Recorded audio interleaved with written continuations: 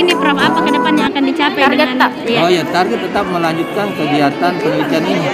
Saya punya sasaran akhir bagaimana serat kelapa ini bisa digunakan material untuk membuat perahu nelayan. Karena kita tahu bahwa rata-rata di pulau itu kan banyak pohon kelapa. Nah, sayang kalau sabut kelapanya tidak dimanfaatkan dengan baik. Nah itu.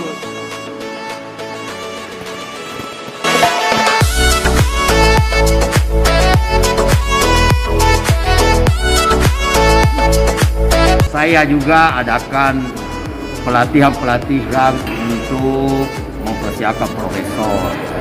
Kemudian juga pelatihan-pelatihan penulisan jurnal. Nah, itu yang utama sebenarnya. Artinya jurnal ini ya tidak sembarang jurnal, adalah jurnal yang berepresentasi internasional.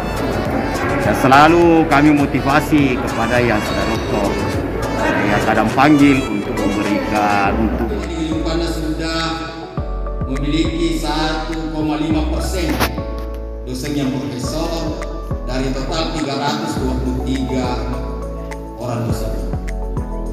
Sebanyak 136 orang atau 42% yang sudah lektor kepala, serta 104 orang atau 1% yang masih lektor, dan 85 orang atau